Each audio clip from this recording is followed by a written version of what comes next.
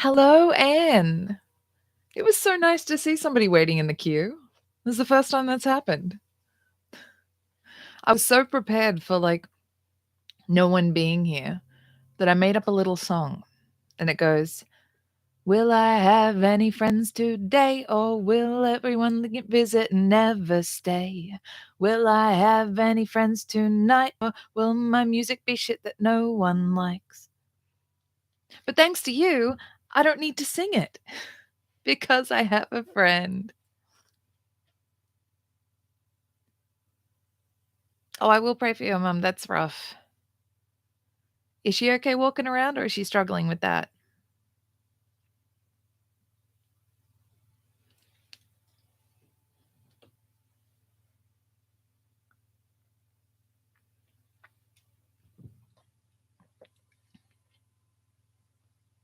I think I put a little bit too much whiskey in my soda water.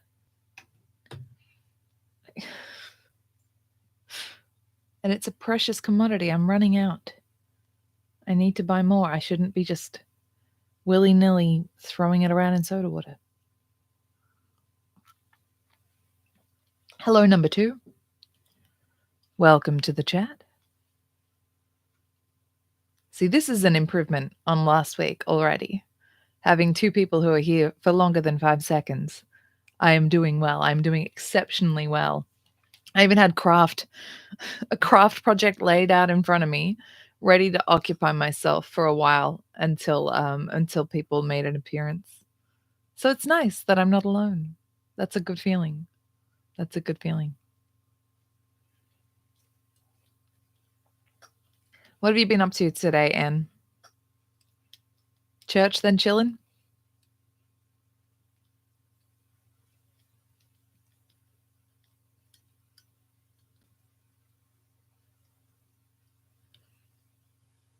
Streaming is really weird, guys, because I can ask you a question and then it's silence. I don't know if somebody's actually going to answer, or if they're typing an answer, or if they're just going to leave me hanging. It's weird. I think sometimes streaming is good for people who don't like to be interrupted, because they can just talk as much as they want and they're not going to hear anybody speak to them. So you guys can talk to me in the chat. I can just ignore you if I want. I don't, because I actually want to engage with you, and I just I'm hankering for you guys to chat to me in the chat. But yeah, this would be a great opportunity for people who just like to talk and talk at people and not really listen. Did I just describe some streamers? I don't know. I don't watch enough streamers to know if that's a thing.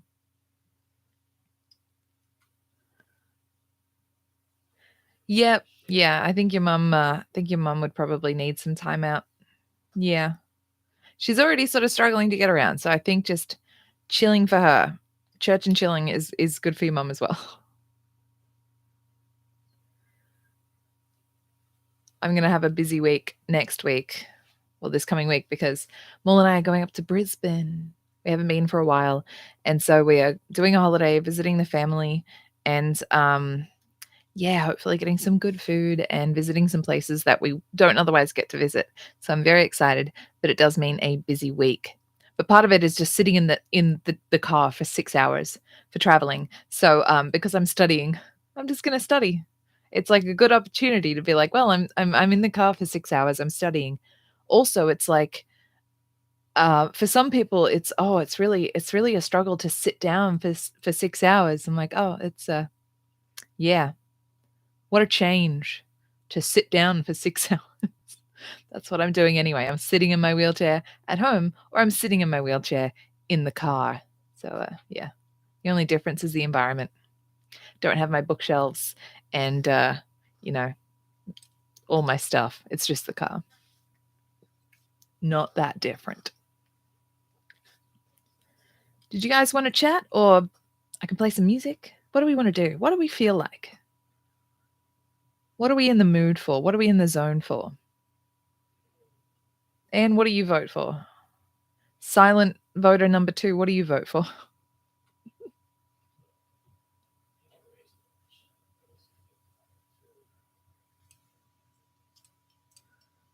If I play guitar, I have to take off half my rings. I wear a lot of rings.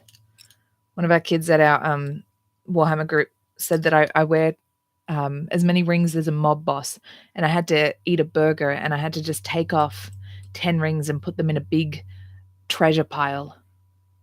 It was great. And then you just like hold the rings, and it's, oh man.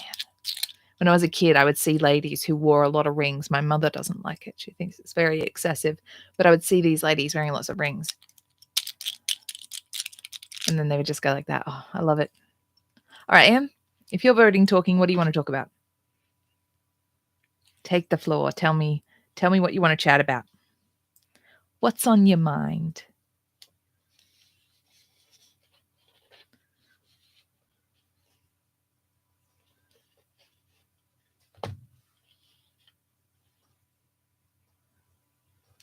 Your holiday or mine? You wanna talk about your holiday or mine?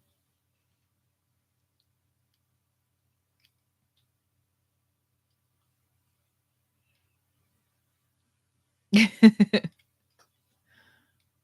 well, you had a massive holiday. Mine is not gonna measure up to that. But yeah, I'm okay with not going on a cruise. Anne went on a cruise and it was like mind-blowing and massive, and now she's hooked and she wants to go on cruises all the time. You're gonna live on a boat, Anne. For a while I did think about looking into jobs as like an on-ship, like jazz singer and lounge singer. That would be cool. But living in close quarters to everyone, I don't think I could do it.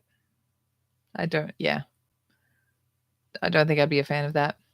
But yeah, for me, it's yeah, going up to Brisbane, spending a couple of days there, um, doing some sightseeing, visiting some family. We have a really nice room booked that has its own balcony, which is very nice. It's what I love about going to Brisbane is there's a lot more equality with disability services. So just because I'm disabled doesn't mean I'm going to get a shitty room, which is what it means in a lot of other parts of the country. Our disability accessible room has the same kind of balcony and beautiful bathroom and all of that as any other room, and they're not overcharging us for the fact that I'm disabled, which is what you get in a lot of other places with accommodation. So we have a beautiful balcony and we have a beautiful room, and then we go somewhere else and it's yeah, kind of rough to find decent facility somewhere else. And like part of why I like Brisbane is if I want to get on a bus, I can hail down any bus and they have a ramp and a spot for my wheelchair. Whereas where we live here, no buses. I Until I went to Brisbane 2 years ago, I had never caught a bus in a wheelchair. And I'd been in a wheelchair for 12 years because there are just no services like that here. I'd never been on a train in my wheelchair because the trains here are wheelchair accessible, but they're only long distance. The long distance ones have wheelchair access. And I can't just sit on one of those for hours because they don't have wheelchair bathrooms. So you can go on the train for 4 or 5 hours. You just can't piss. So that's great. Go on a really, really long trip. People with bladder issues, just hold it. You're fine holding it, right? People with issues that affect their spine and all their lower organs, you can just hold it, right? We don't need to make a bathroom for you on the train, the thing that doesn't stop and you can't pull it over to get off and use something else. That's fine.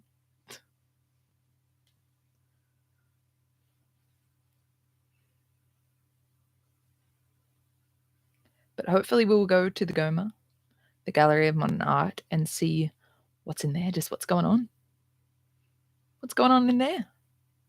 Last time we went to a really, really cool place, a really cool exhibition there. They had all these like old suitcases hanging from the ceiling. It was really cool. Oh, Coffs Harbour, very nice. Yes. Coffs Harbour keeps bringing you back. We were talking to somebody about going to the Big Banana. Somebody had visited the Big Banana, but they didn't even like bananas. So that's oh boy. You poor thing. Everything is banana themed. You can't get away from bananas at the Big Banana. But then I was remembering they have like an indoor, like cold weather, like ride thing where like you can go down a snow hill or something. And I'm like, Are those things banana shaped? Are those things banana themed? Because if not, missed opportunity. Toboggans, if you've got toboggans and they are not shaped like bananas at the Big Banana, you are failing your job. Whoever has designed toboggans or whatever they are at the Big Banana and they're not banana themed, no, missed opportunity. Get on it. Everything at the Big Banana should be banana themed. Sink, shaped like a banana. Bathrooms, shaped like a banana. Carts that take you around, shaped like bananas. Every employee should be in a banana suit, in a banana costume. Bananas everywhere. Absolutely everyone.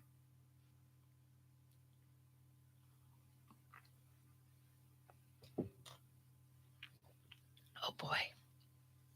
Oh boy.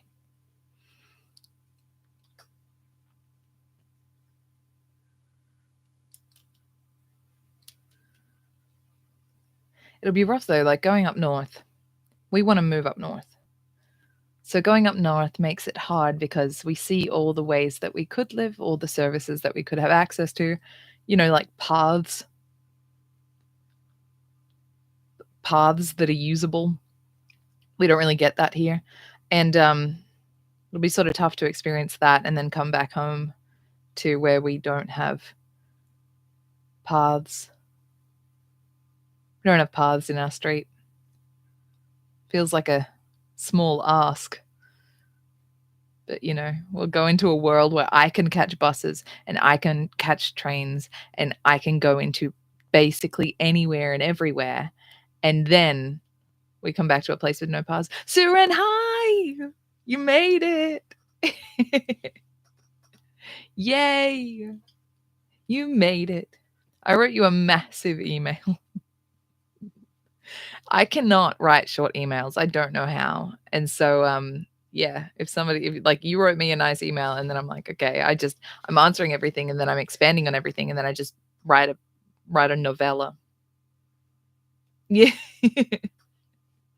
I tried to write that it's Sunday for Australia and the UK and then it's Saturday for America.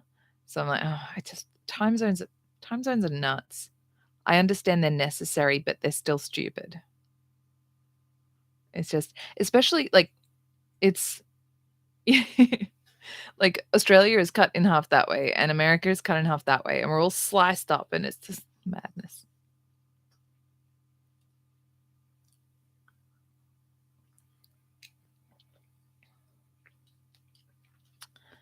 Oh. Yeah, I mean putting it to the people, putting it to the 3 people in the chat. If you guys want to chat about things, if things get quiet, then I'll just whip out the guitar and start strumming. I need to practice my guitar so much because I take lessons and trying to get better. But then I have so many other things that I want to focus on. Other things I have to focus on, like study now, but also just, video games. I found a new game called Clan Folk and it's very addictive. And I can study while I play Clan Folk, and sometimes I can practice guitar while I play Clan Folk, but I need to practice guitar so that I am good enough for gigs. I hopefully have a gig coming up in March, and my guitar teacher's like, "Well, you can be the support act, you can be the opening act. We're doing a couple of these gigs." And I said, "How many do you want me to open for?" And he said, "If they like you, if the venue and the people like you, you can keep supporting us."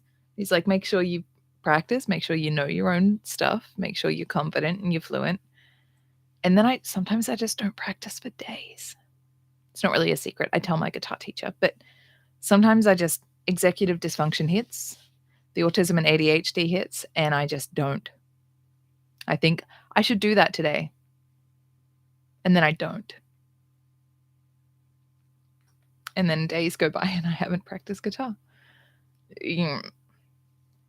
Yeah.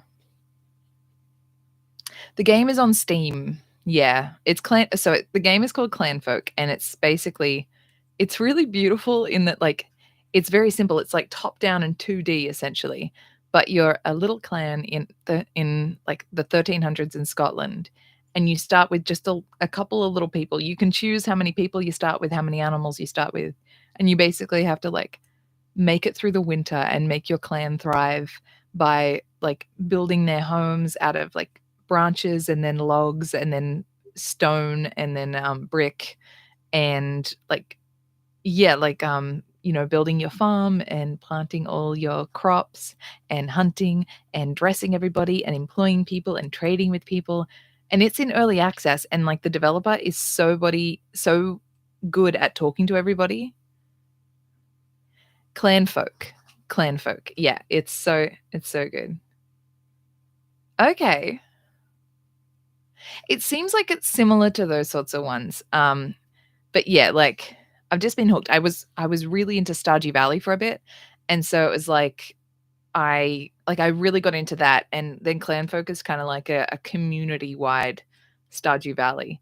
But yeah, Stardew Valley, like the way I get hooked on games. I'll see if my folder for Stardew is over there. But I do data entry for games, which is why I'm now trying to get a job in data entry.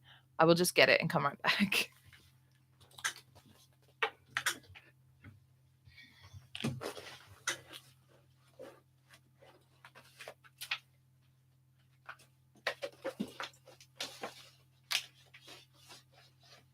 Where is it? Where is it? Okay.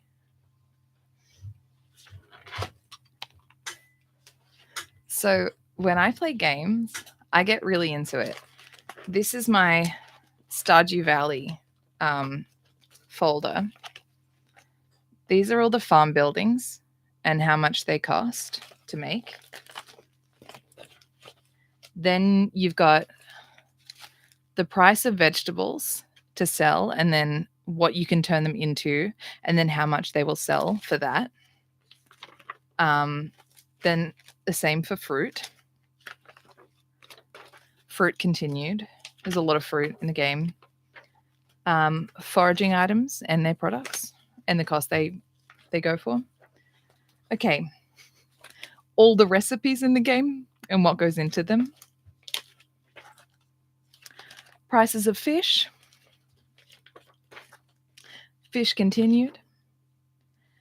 Fish continued. Fish locations and the perfect environments in which to catch those fish. Fish continued. Other fish and fish recipes. The various artisan goods like eggs, cheese, and mayonnaise, and milk and stuff. Things you can make on the loom, the oil maker, the keg, the cask, and preserves. And the costs of artifacts and minerals and what you can sell them for. And then I have this thing where I like cross off achievements. Yeah.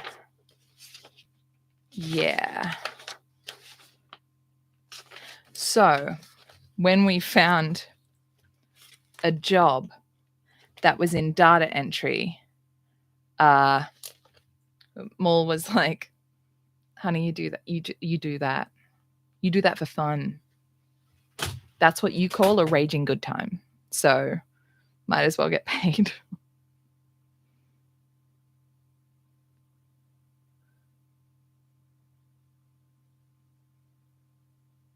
Yeah, it's definitely inspired by Harvest Moon. And like one of my biggest regrets of my life was when I was a teenager and my friend had Harvest Moon on her Game Boy, and I was staying at her house, and then she had to go out somewhere. She left me at her house. She let me play with her Game Boy. She's like, here's how to save a new game. Don't save it over my game. And I accidentally saved over the game she'd been playing for like a year. Maddie from year 9, I am still sorry for that. But yeah, it's very much like the developer, it's a one developer game. Like there's one guy making it. Same with Clan Folk, one guy.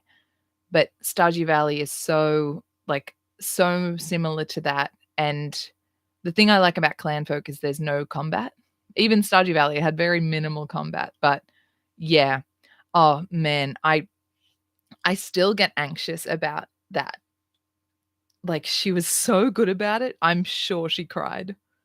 Like, the amount of hours that I've put into particular games, if if somebody was just like, "Oh, I'm so sorry, I deleted all of them." Because this is, like, on game cartridges and stuff, and, like, you can't just go back and save something, so that is a huge regret. I haven't done many terrible things in my life, but that's one of them. Um, but yeah, like, I love getting organized with all of that sort of stuff. It's yeah. Yeah, she was it was also that I'd never used a Game Boy before, so to leave me there and to quickly say, "Oh, yeah, that's how you save it, but don't do that other thing." It's like, ugh, "Press the red button, but don't press the orange button. Bye." It's like, well, mistakes are easy to make on things that you've never done before. Oh, she was a legend. Maddie in Year 9. Sorry about about Harvest Moon. But yeah, Clan Folk is still in early access. But like on the Steam in the Steam community thing, people will just go, "Hey, I'd really love to see this," and he'll comment and be like, "That's a really cool idea. I'm going to put that on my to-do list."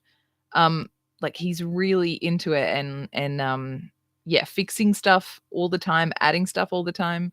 It's very cool. Oh, hello, Daisy. Hello, Daisy. Mm. Yeah, I'm not really good with combat in games. It stresses me out, and I my therapist explained to me that with autism, your brain can't always tell the difference between like something that's real and then something that's make believe. And so when I watch a movie and it's really high stress and high adrenaline, my brain can't tell the difference. I get very frightened. I don't like horror movies because my brain can't tell the difference. So when I'm playing a game that's like a lot of combat and I'm really, really into it and my adrenaline is spiking, I get really overwhelmed because my brain is telling me that I'm going to die. My brain is telling me that I'm fighting for my life, even though it's a video game.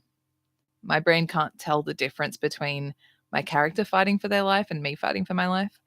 So my partner has helped me play a lot of those games. We play a lot of them like co-op. So we're together and, if I'm getting overwhelmed, he can step in. If I'm playing them on my own, I have to, like, exit to the menu a lot so that I can remind myself, like, "It's just a game. It's just a game. I'm okay." But something like Clanfolk, I call it Clamfolk. I have a bit of aphasia and word issues, and then they turn into just in-jokes for my partner and I, but Clamfolk. The thing with Clanfolk is there's no combat. It's all just relaxing. The thing you're fighting against is the coldness of the winter and whether or not you can get all your little guys dressed in fur coats in time. But yeah, it's really chill and oh man, it's so good.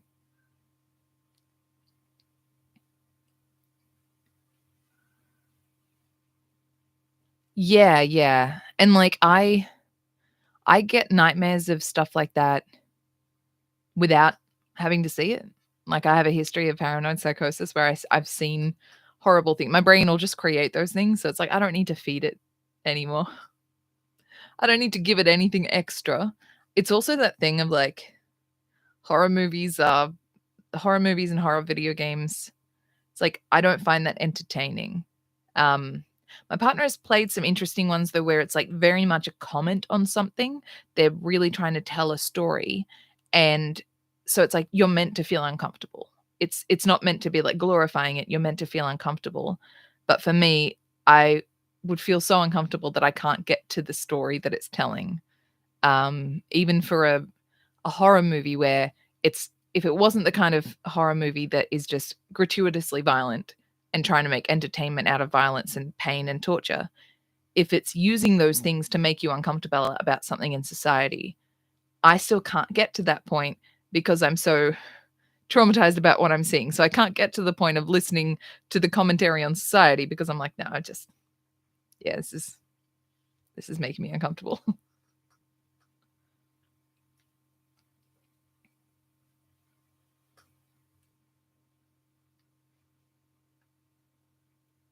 One thing I'm finding with streaming is I constantly look at the little a little viewers thing. I just saw someone leave. I'm like, who was that? Are they okay? Yeah. Fishing in Stardew Valley can be a nightmare. Like I've gotten okay with it. Like I found that I think it's tapping that works better for me. And you can get particular like lures and stuff that makes the fishing bar wider. But yeah, like he's really good where it's I'm just like, oh, I need help with this mission. And he's like, yeah, I'm coming. I'll pop in. Because he plays those things to like relax to zone out. He'll go and play like Helldivers or something where it's just really intense fighting. And I'm like, that sounds like the most stressful time. I'm gonna relax by playing The Sims or Clan Folk, and he's gonna relax by shooting a bunch of space bugs.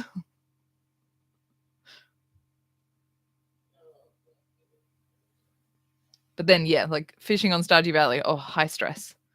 Is actually high stress.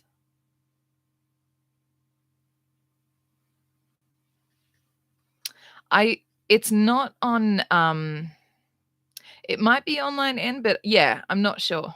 I'm not sure. Is it the sort of game you would like, Anne, do you think? Because it can be like a little tricky. I found it tricky on my tablet. I got it on my tablet and it's really something that it's easier like on a computer, I think.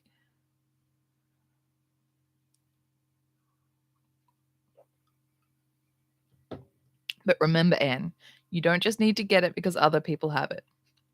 If you like the games you have, you don't need to get another game just because other people have it.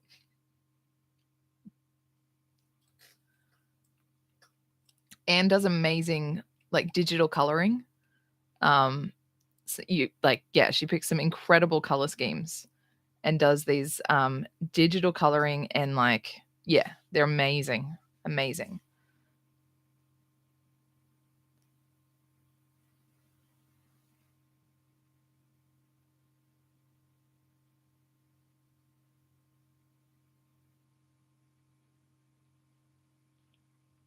I'm double lit because I've been using a light box, which is under some yellow fabric here. So I'm like, realizing that it looks like I've got a whole light station going on. I've got my desk lamp on this time because last time it was very dark. And then this time I was just using my light box for craft. And now it like looks like it's got a glow. It's got a glow. Let's try. Yeah, I like it. That's nice. That's nice. It's working.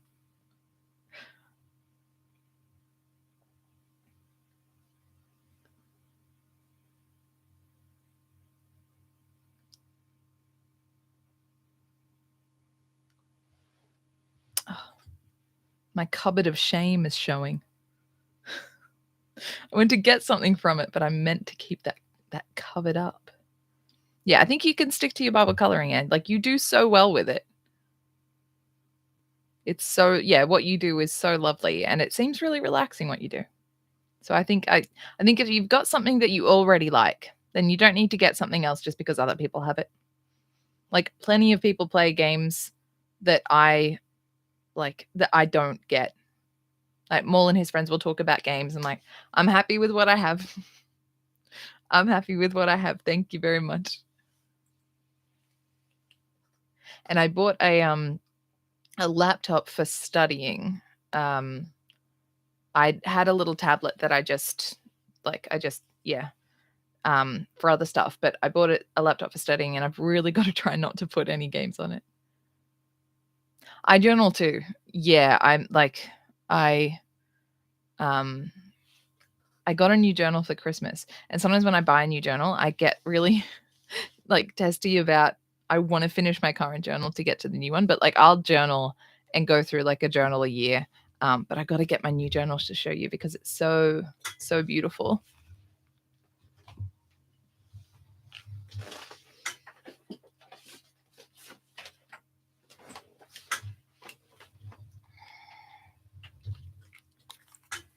Yeah, the good thing about the laptop too is I had my tablet and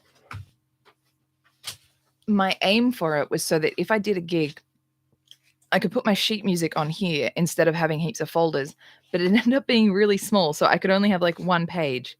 So all of my music I had to reduce down to one page, which was really tricky. And so I need to sell that tablet.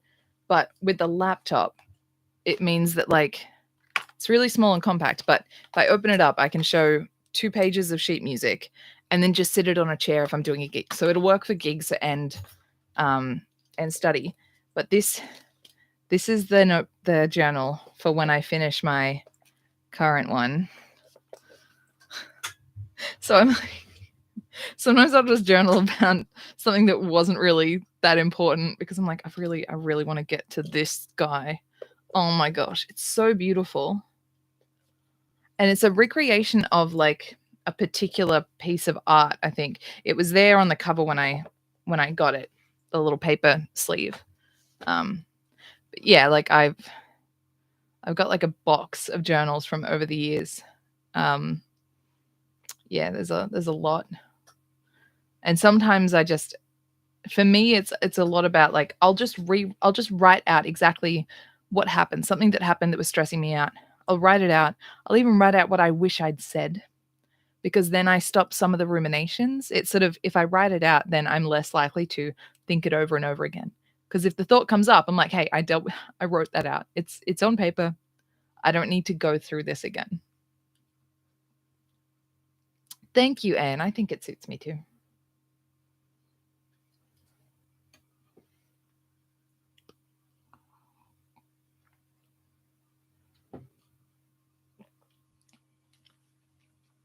One reason why I'm excited about the Brisbane trip is there's a Scotch whiskey that I want to get. It was a recommendation for a friend, and like places around here just don't sell it. And so I'll be able to go up north and buy it. It's a 12-year-old peated Scotch whiskey, and very excited.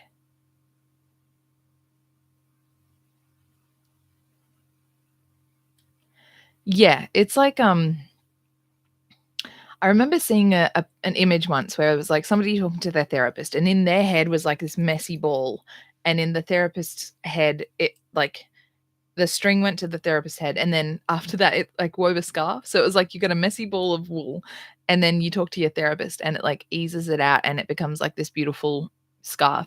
I feel like that's what happens when I journal. So it's all messy in my head, and then as I write it out, it kind of gets neater, and I can start to make sense of it. And sometimes I'll be writing in my like journal, and I'm like, oh, that's okay. That's what I thought of. I like to make. I'm really into Scotch and soda water at the moment. So I've got a lime soda water that I'm drinking now with my Scotch, and it's very nice. Sometimes a good Scotch and Coke. You really can't go past a Scotch and Coke, or having it with just a little bit of water. I also like Scotch with a bit of honey and milk. So that's an absolute like decadent little nighttime treat, I find. It's Scotch and honey and milk is, oh man, it's so nice. But yeah, like the brand that this Scotch comes from, apparently it also comes with like there's a set that you can get that has multiple different variants of this brand in a little tasting set. So I'm tempted to get that for my birthday, or the big bottle. I'm not sure. But yeah, Scotch and soda water, very nice mix. Yeah. I haven't tried Moscow Mule.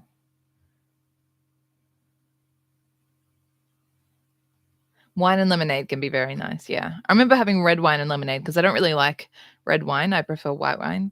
I tend to say that I like white wine just like me, which is sweet, sparkling, and very, very white. That's my kind of wine.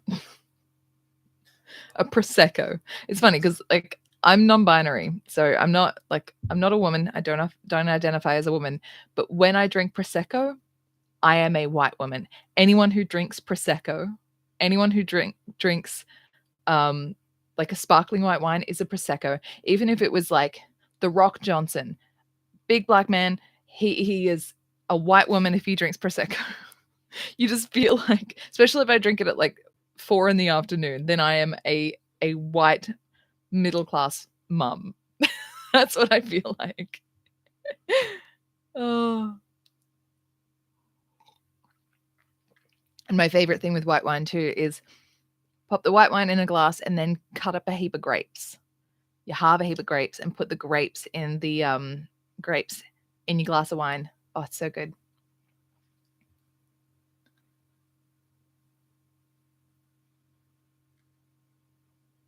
What kind of wine do you like, Anne? Red or white?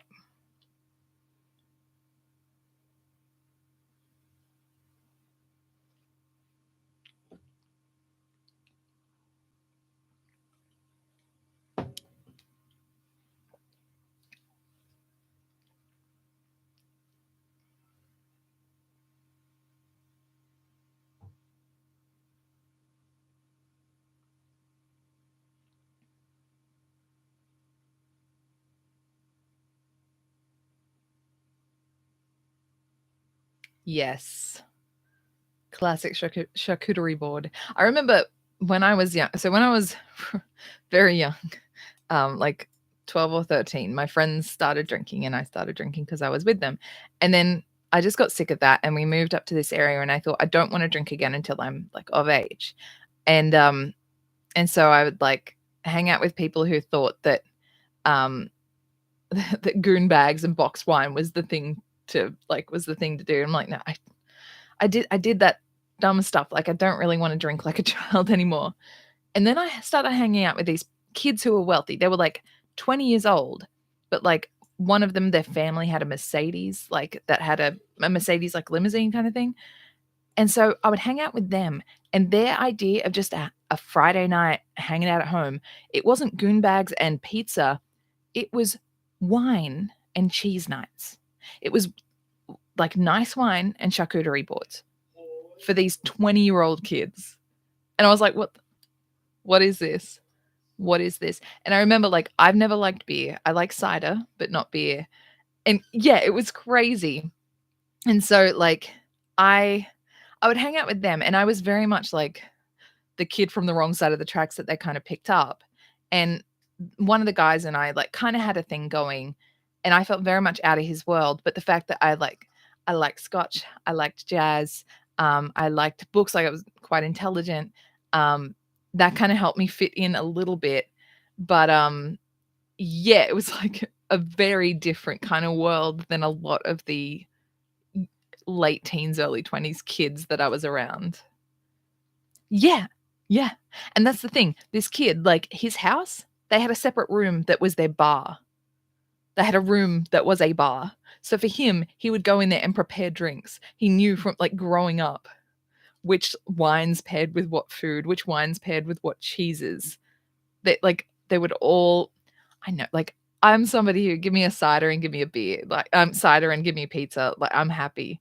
The I think it was during the week we had our Warhammer group and then afterwards we're like we're going away so we don't really want to spend too much money. We don't want to go out to dinner like we often would where we'd like might get dinner and cocktails at this place that does them really cheap. So we went to one of our friends' places. We're in a shed. He brought out some drinks and we got pizza. It's Coke and scotch, some lemonade and pizza in a shed. And for me, company is good, pizza is good. Like that's me happy. That's me happy.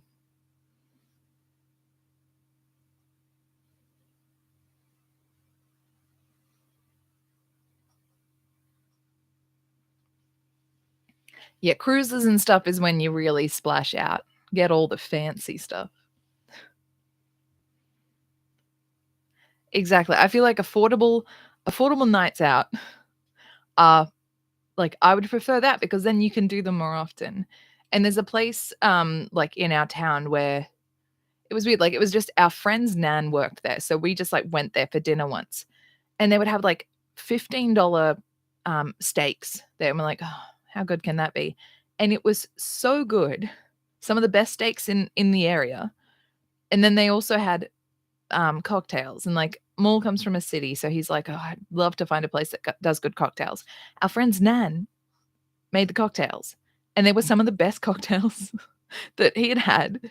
And again, they're like $10 or $12 at this place. So the two of us can get like a steak each and then a cocktail to share for under $50 at this place. So like we don't mind going there. But then if we want to do it more than once a month, then it's like it's pizza and beer kind of thing.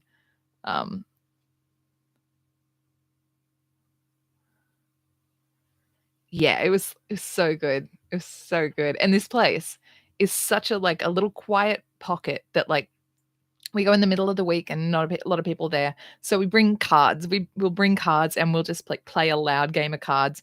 They like us. They know us. We're not bothering anybody. It's steak, cocktails, and cards with people who don't think we're weird.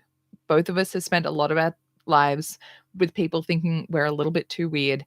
And then we like started this Warhammer group, and our basic thing is, you know, there's no such thing as too weird. There's no such thing as too weird. Join our group, and we can promise you that there is no such thing as too weird. Just join in, and yeah, exactly. My dad had a saying growing up, and it was normal is what you make it. If this is our normal, that is our normal, and if anyone else tells you you're not normal, it just means that that's not their normal. That's fine.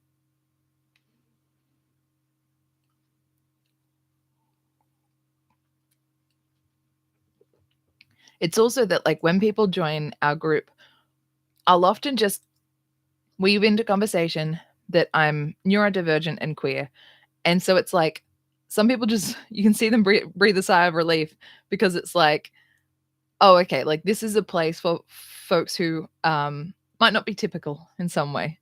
Like they see one of the group founders is disabled, neurodivergent, and queer. It's like, oh, we've got all the bases covered. Where you can't. There's not really going to be a box that you can tick that we haven't seen before. You're fine. And so anything that comes up in conversation, you're not going to shock us. It's all good. It's cool. We try to make it just a very, very fun and welcoming place. Yeah.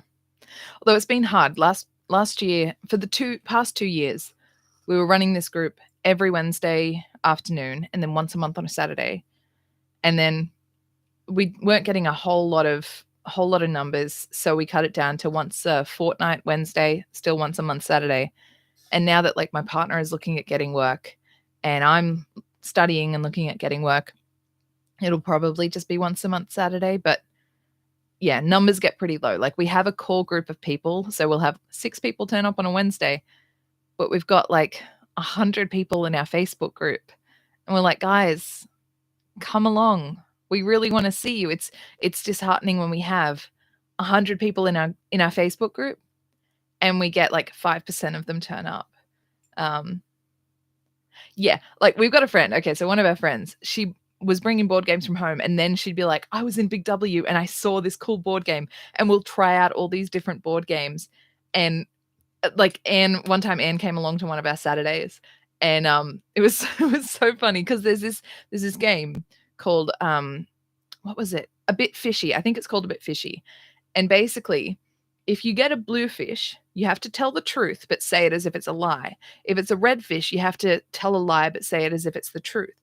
And so it'll be like what color is a banana, for example. And if you've got a blue fish, you have to say like it's yellow and try to convince them of your lie.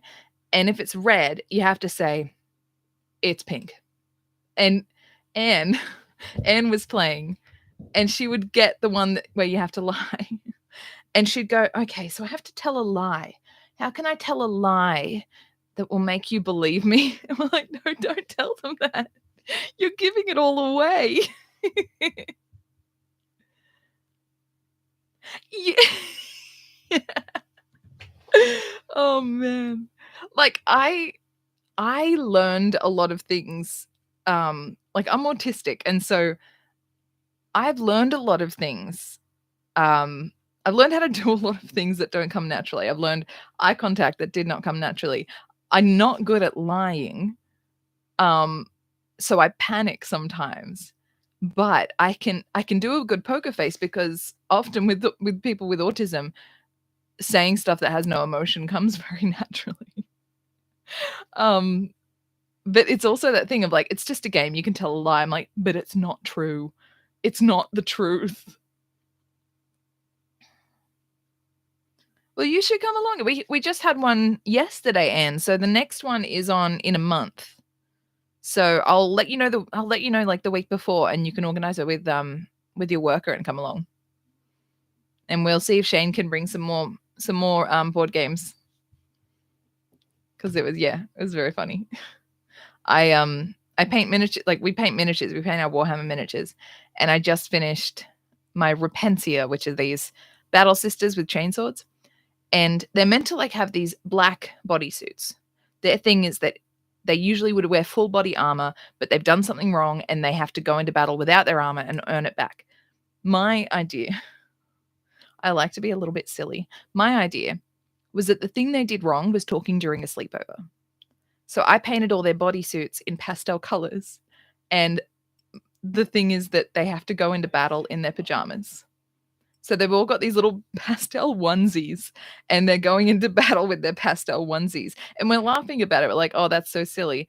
And I played them, and they kicked ass. Like, they are so brutal. They are so strong. Oh, man. Love it. They're so cool. I have a picture of, one of them in battle. I will hold it up to the camera.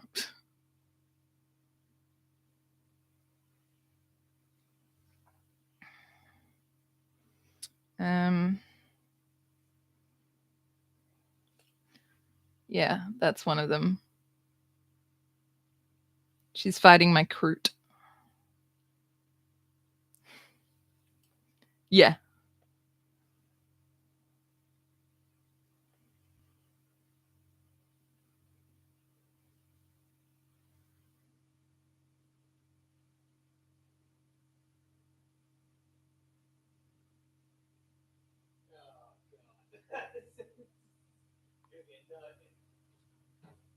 Oh, okay, and I just got a message.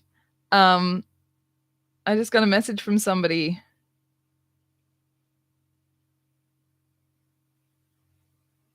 Yeah, I just got a message from one of my, music contacts saying that him and his son would wanna join the might wanna join the gaming group, so yeah.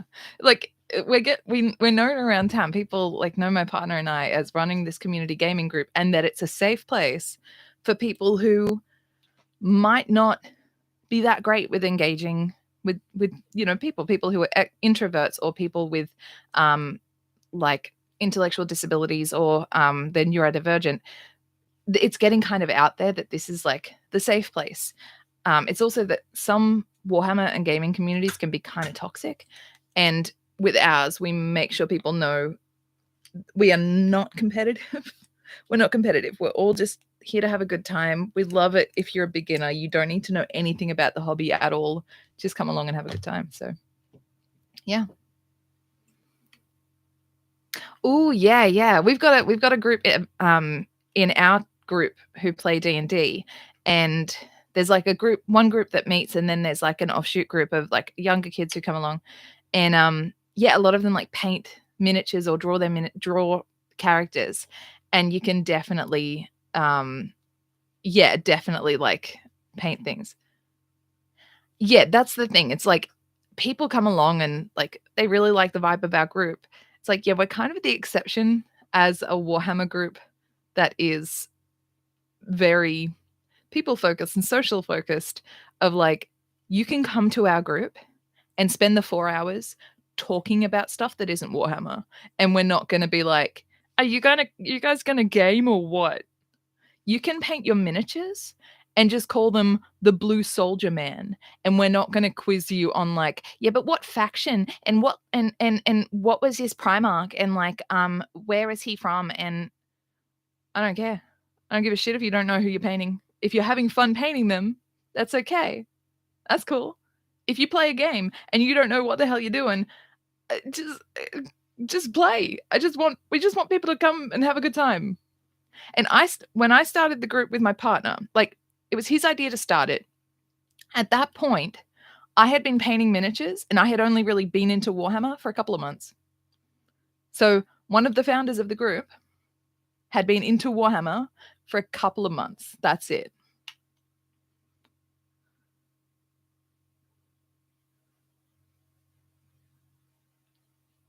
Absolutely. We did some gatekeeping where there was like somebody who every time we said, you know, this is how we do it, he's like, well, actually, when I'm in Sydney and I play tournament play, that's not how we do it.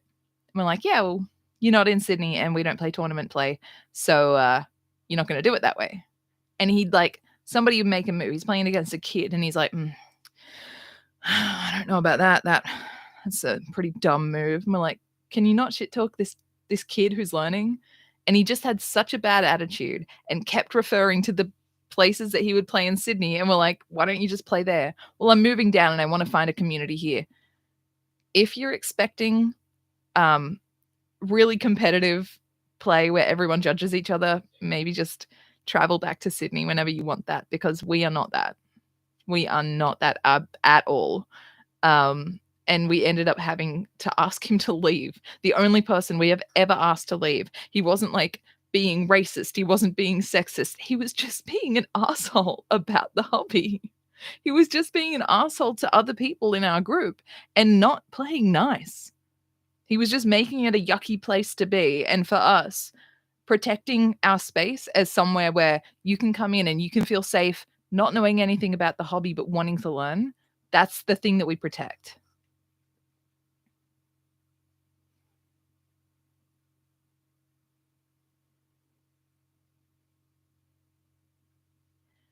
That's the thing.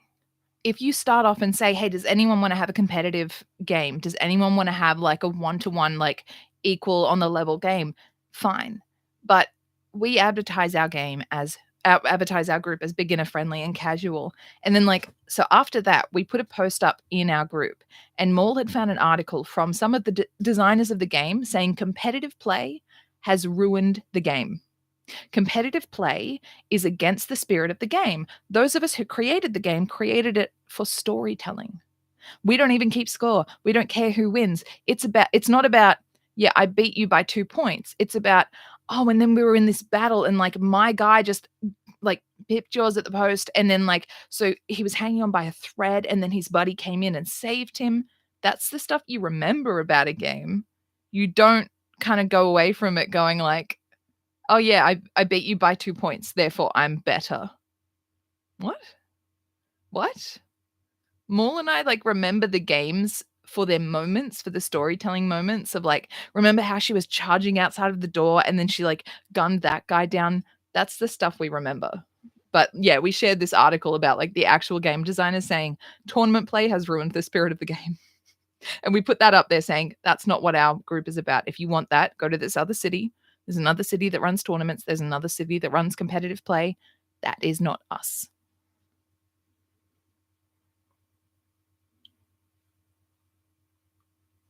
Absolutely. Absolutely. And it's so what we think is that they don't like the fact that they are playing with toys.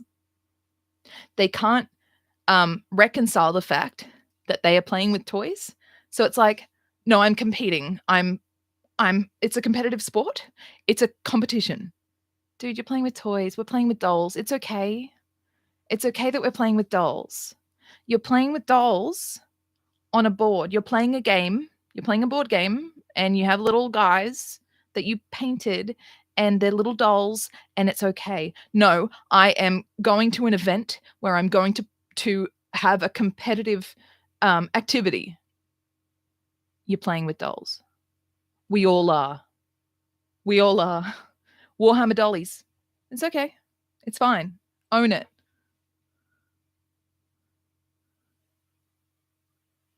That's the thing. We don't want it to be intimidating. And we actually talked to somebody who said he'd been wanting to bring his daughter to a Warhammer group and had been completely avoiding it and just like showing her Warhammer at home, painting with her at home, showing her games at home because he was so terrified of bringing his daughter, like a 10-year-old, into a Warhammer group because he's like, then she'll just hate it.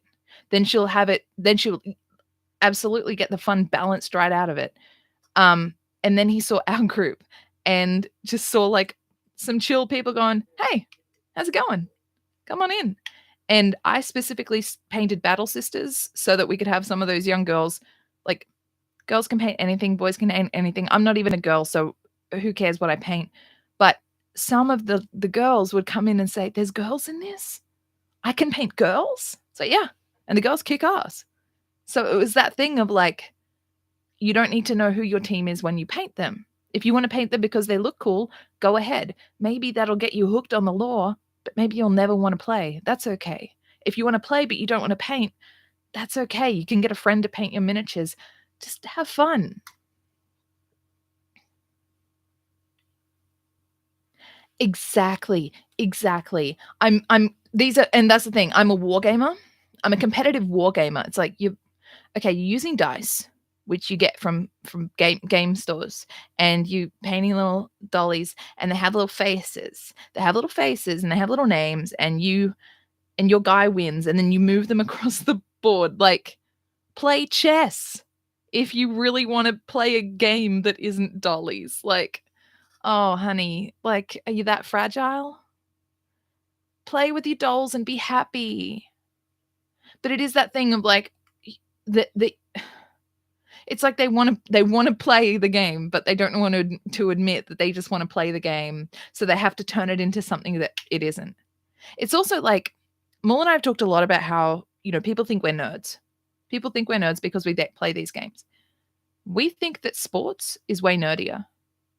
You talk to somebody who likes sports, and they'll tell you how many yards somebody has to get to qualify for that particular thing, and then how many yards that person ran in 1997, and how the person who ran in 2014 um, edged him out by 27 yards, and how if that person was 4 kilos lighter, he would have been able to beat this other guy because the mass weight of so and so divided by their height actually makes them better for that sport.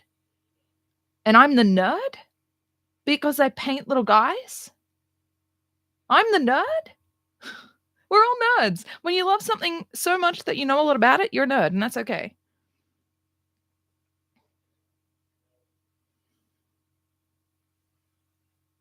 Yeah, I think like there are things where like I hadn't found Warhammer until till I was an adult, but like you just, even D&D. There are people who've tried D&D with the wrong group. It just didn't mesh.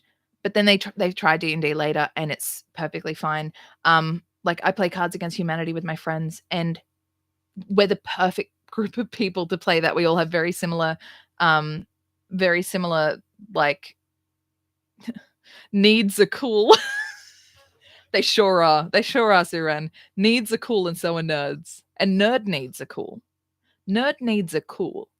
Um, but yeah, like, when you find the right group of people to do an activity with, it completely changes it. You can have something ruined for you where like somebody will be like, I don't play video games because I played them as a youngster and like my friends ruined it or these people online ruined it. Once you find the right group, we've had people who are like, oh, I've played it before and it was a really bad experience. And then I just want to hang out and paint.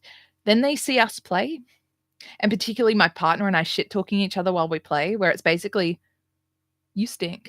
I'm not friends with you anymore. And that's the extent of our shit talking. And they're like, actually, this seems like fun.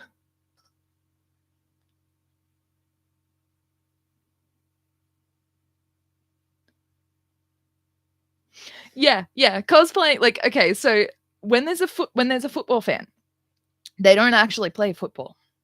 Oh, but they're wearing stripes on their face and they've got the whole footy jersey and like everything in their room, everything in their car, everything in their house looks like they are like paid for by the team. Cosplay, buddy. Cosplay. Oh yeah, baby.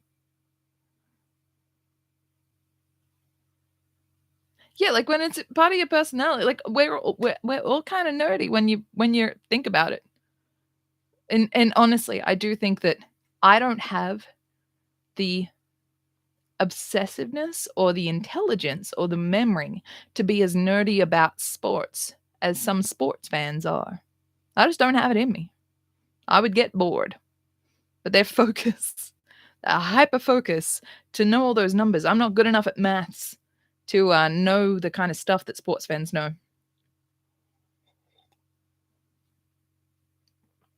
Exactly. And I think it's like, it's that hard thing of somebody shaming you for being passionate about something. That's when somebody calls you a nerd or a geek. Like, I remember being called Spock at school. I used like Spock was the thing. There were nerds and then there was Nell. So I was called Spock a lot. Um, and and I was like, "Do you guys even know what Spock is?" Like, no one watched Star Trek, but I got called Spock because that was like the new word for a hyper nerd. But it was literally just because, you know, undiagnosed autism, I would just hyperfixate and monologue about something, but it was literally just shaming me for loving something, like shaming me for being passionate about something. And it's like, you haven't found your thing yet, maybe, but don't shame me for the fact that I have. Exactly, exactly.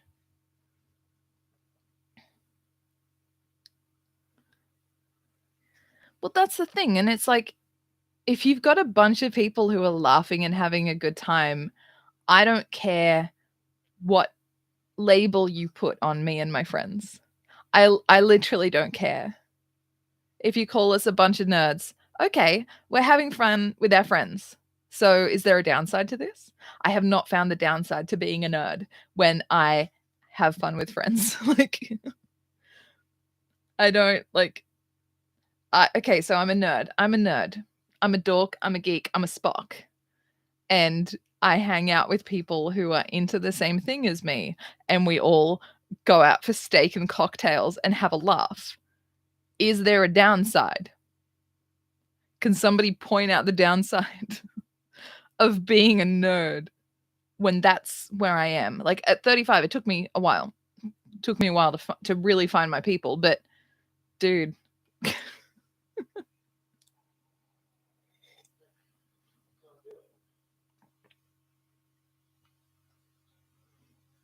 Yeah. Yeah, it's like but that's that thing though where like there are some people who can't exist with the fact that somebody else is having a good time that they don't understand. It's I don't understand what you're doing, therefore there's got to be something wrong with it. And it's like I don't understand again, I don't understand sports. But you do you. You guys look like you're having a great time. You're all screaming. I mean, I don't understand screaming, but you guys seem to scream a lot, but you're happy about it. Okay, a guy kicks something and you're happy about it. The man in short shorts touches another man in short shorts and you're all happy about it, even though if you saw that in public, some of you might be upset. But you all seem to be having a good time. So just go ahead, just do it. I'll leave you be. But like you judge other people, like some folks, not everyone, but some folks judge other people or want to get involved and call people names when they're having a good time in a way that they don't understand. And I think that's where it goes wrong, especially teenagers when it's like, I don't understand the good time you're having, therefore there must be something wrong with it. So I'm going to pick on you and call you names. It's like, can't you just busy yourself having your own good time? Just leave us be. Let us hang out in the computer room.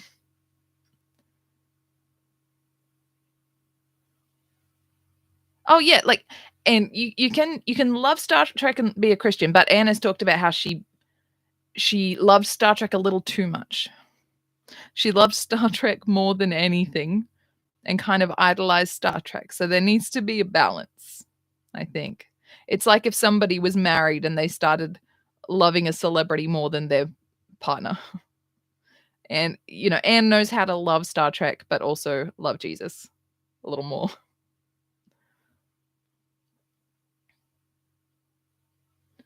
Exactly. Saying, "I don't get it, but you do you," is fine. You don't have to say, "I don't understand, therefore I need to judge."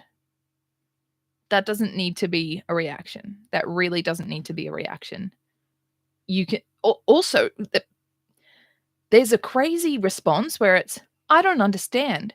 Could you help me understand?" Like, that's wild. That is wild. Um I don't understand. Maybe I could have a look. Maybe you could show me. Maybe we could meet on the same page and, then I won't be afraid of it. I still might not be into it, but I won't be afraid of it. Yeah, the thing with the thing that, like, it's everything in moderation, and when you wanna live a life where you're putting God first, put him first and then everything else lines up behind him. If anything else is taking focus away, you just gotta, like, realign things.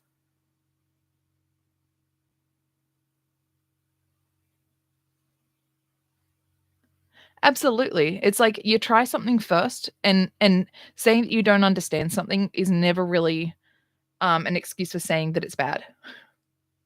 It's like the kids who say, "I don't like that food." Have you tried it? No. Like, people who say that they don't like a particular hobby, um, but they also have never actually really heard of it.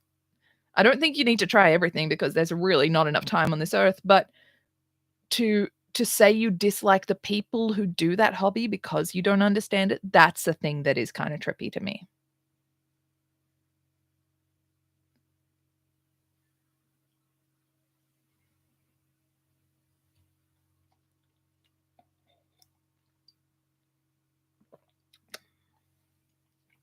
I'm getting to the bottom soon, we'll see my nose.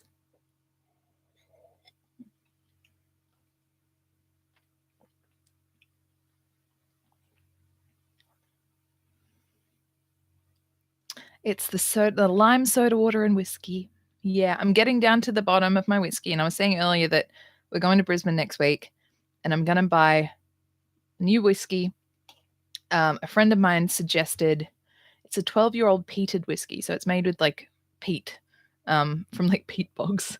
But, yeah, so apparently it has, like, a really, really nice smoky flavor, but still, like, quite the honey warmth of whiskey. But there's also a version like, this brand also has one that has, like, little mini bottles of all their different varieties that they do.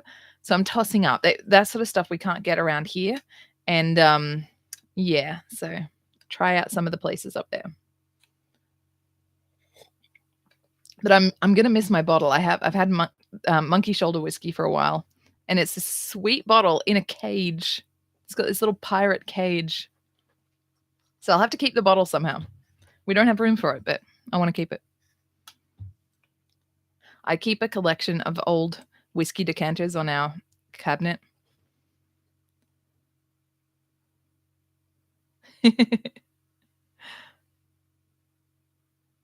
Oh, honey.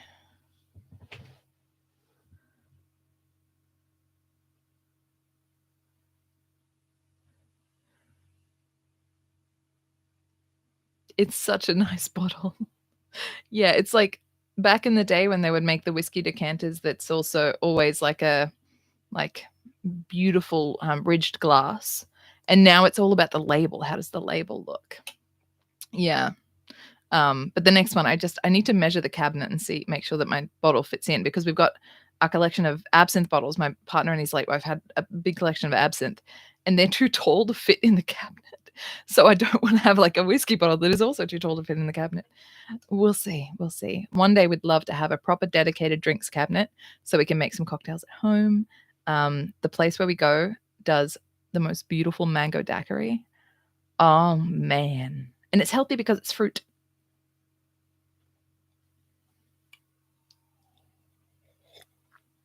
Mm. I've tried honey whiskey. I think it was called American honey, and it just tasted like honey. It tasted like, how you can make a vodka cruiser, and it just tastes like lolly water with vodka in it. This tasted just like like it was to make whiskey go down easier, I guess.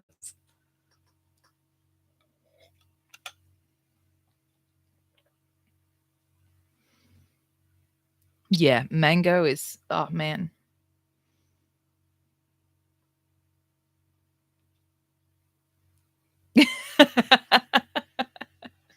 Yes, yes.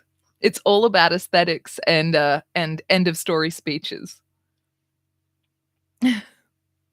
Well, like, our goal is to, like, one day moved just the entire cottage. If we pay off the cottage, then it was moved here in two pieces. So we can move it somewhere else if we buy property, move it somewhere else, and then just expand on the cottage we have. There's no way we'll be ever be able to afford a house, but if we pay off this little cottage that we have, then yeah, we can slowly like add rooms, and I'll have a bar room like those rich friends I had. Oh man. Oh yeah, you don't even need to have an organ. It just like if you have a fancy crystal cabinet, then it just plays. It just plays whenever you pour drinks. Yeah. And then you can tell if somebody is a true friend or not, depending on what music plays. You can tell if they're a hidden villain by what music plays. Yeah, I'd love to get like make a home bar that has like a speakeasy kind of feel. Especially if it had like a mic for me, just a microphone for me so I could just pretend I'm at a jazz cafe with no one there and just sing by myself.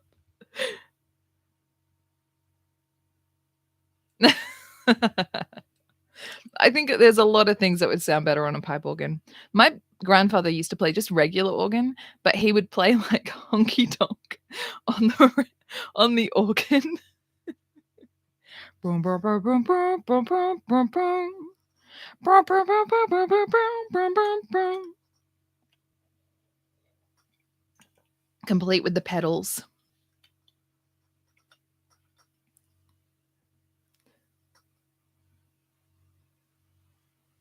Yeah. Imagine if like you're like, "Can I have a drink?" The person's like, "Sure," and you think you're friends, and then just this ominous music starts playing, you're like, "Oh, shit. Am I the bad guy? Are they the bad guy?" It's revealing everything.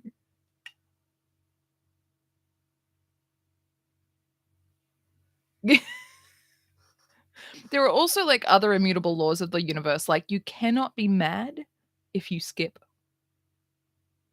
If you're mad, just skip. Skip around in a circle and still like, talk about why you're mad and skip, and you will eventually laugh, and you have to stop being mad.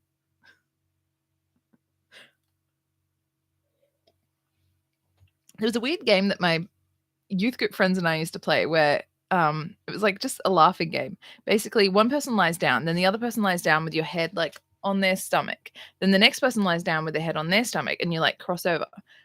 And the first person says, "Ha," and the next person says, "Ha ha," and the next person says, "Ha ha ha," and you have to keep doing that, and every time you're saying it, the person before you is like their tummy is going up and down as they say, "Ha ha ha," and you end up just laughing, like, it was such a weirdly intimate thing because you're laying on somebody's stomach, but we'd get lines of, like, 20 people at the camps that we would go to. It was just wild.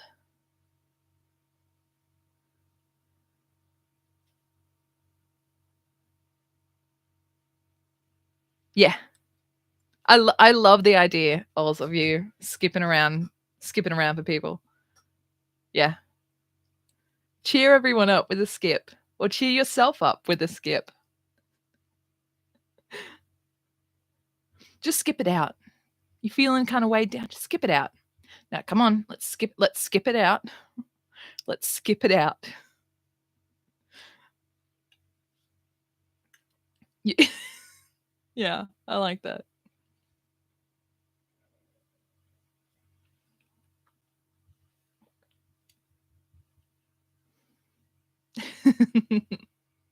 Well, even as, like, because I lost the ability to walk when I was 22, but, like, up until then, I would still regularly spin around in a circle and skip.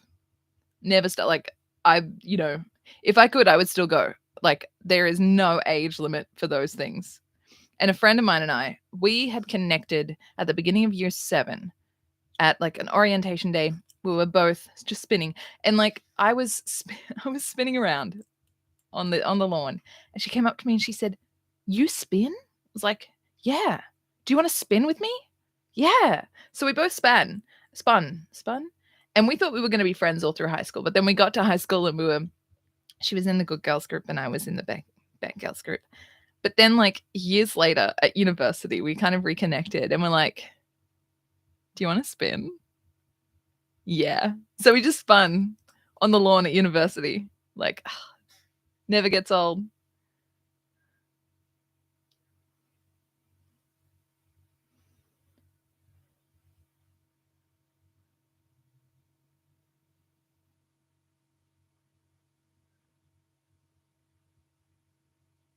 Yeah. I love stuff like that where it's just even with kids, it's just that thing of like just just chilling out. Just like there are times when I need things to be taken seriously because I am so worried. But if somebody acknowledges that they're serious and then says, "Okay, that's scary. Yeah, that's scary. But we don't need to be afraid. We don't need to let it get to us." Um yeah, like yeah, I think there are always ways to just tone things down and tell life, "Yeah, I'm bigger than you. I'm better than you. You can't get the best of me." Oh, I'm so happy, Siren. I thought you were saying this life is bringing me so much joy. I'm like, that's beautiful. And then you said this live. I'm like, oh, that's even cooler.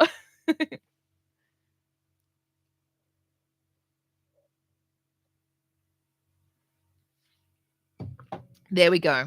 We saw the nose. We got the nose shot. That's the money shot, baby.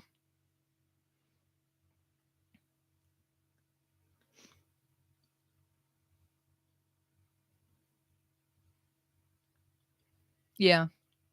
I grew up in a nursing home and a lot like the amount of elderly people who love like pulling pranks and getting cheeky was mind blowing. Mind blowing. There was this lady who traumatized me as a kid because she had a prosthetic leg and she would she would just pretend that it would fall out and she would pretend that it was the first time every time. Like new nurses, she would just like she would just like have a leg fall out. First time I saw it, I was just terrified.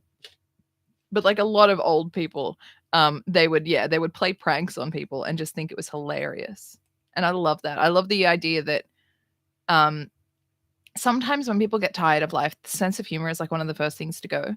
And then sometimes the sense of humor is one of the first things to come back. I need to turn the fan on. It's getting hot in here.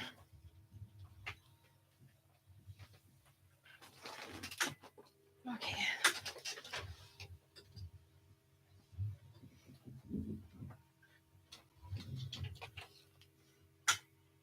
What did you miss, Anne? Did you leave?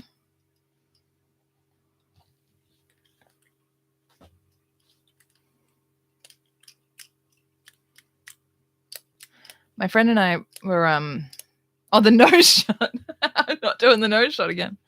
The nose shot sounds like a terrible way of taking alcohol. Thank you. Thank you very much. I feel like sometimes the sicker I get, God compensates for it with humor. Because I'm of the belief that like I don't some people believe that like, you can pray your illness away or whatever, and I don't know how much um individual micromanagement control God really can have. I believe that he can work I do believe he can work miracles, but at the same time, if he fixed me, then he'd have to fix everybody. But I do think that he can give little gifts of spirit. I don't know that he can like clear everyone's slate of the illnesses that we develop simply because we're living in a really messed up world that causes a lot of issues. But I do think he believe that he can gives us little gifts of spirit, and I do think that he's given me like a little gift of spirit of humor. Um,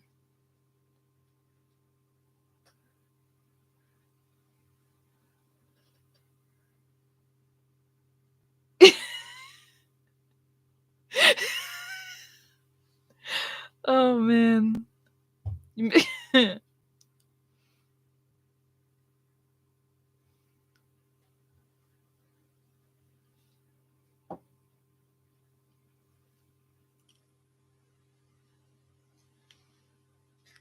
have to start drinking water now. It's always the boring part of the afternoon.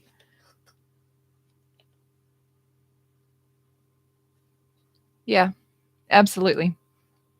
Absolutely. You're a soul with a body. And it's like, I've had people like from church come up to me and say, I'm going to pray for healing for you. I'm like, yeah, I'm going to pray for healing for you too, because you're just as messed up as I am. For me, you can just see it. You can see that, like, this thing's going wrong in my body, but my spirit, baby, my spirit is fine. My spirit is just fine. I am healthy. I am absolutely healthy. I'm healthier now in my spirit, the thing that counts, than I was when I was walking around, when I wasn't on 90 pills a day, all of that stuff.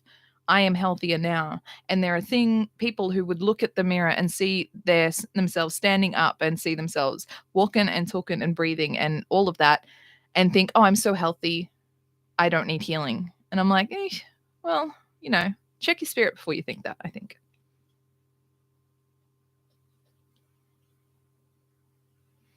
Oh yeah, customer service would kill me. I did a course in retail when I was like 18, and yeah, our instructor told me I should never get a job in that industry. I would be terrible at it. Partly, like, now I know it's because of my autism, because it was stuff like, would you say hello to the people? No, I don't think that's necessary. Would you, like, tell them they should buy this? No, I would tell them that it would be cheaper somewhere else.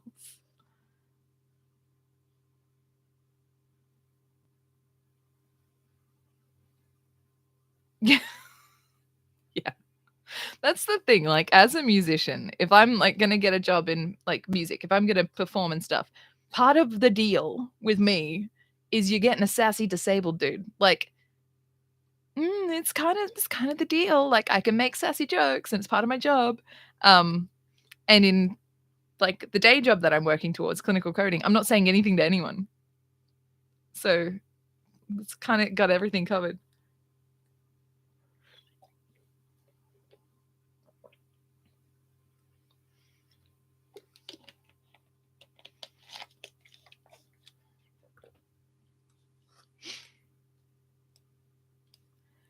And yeah, like, I found my clinical coding thing in a list of jobs for severely socially anxious people, because I don't want to be in those situations.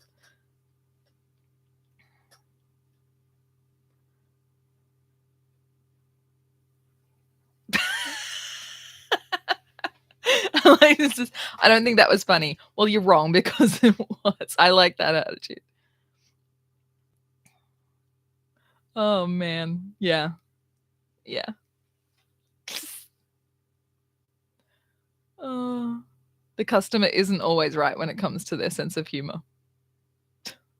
It's also like when people say the customer is always right, it's the customer is always right about their taste, not about their attitude, not about the returns policy.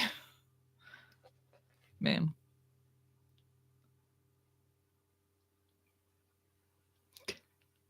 The customer is always right if they say, I don't like this. The customer is not right if they say, give me a refund, you asshole. Yes, yeah, exactly. The customer is always right about what they want. If they say they want their kitchen in orange and green, the customer is right. If the customer says, I demand you get this done in a week faster than is usual, the customer is not right. The customer is not right. If the customer says you're an asshole because you are not going to do it faster than usual, the customer is not right. The customer is right in that they think their orange and green kitchen is great. That's where the customer is right.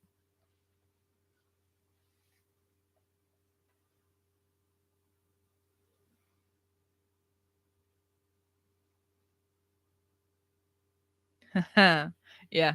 Getting backup from the manager is like, yeah, that would be ideal. I think if you're, like, working in an environment where you know that you have that support, that would, yeah, be a lot less fear.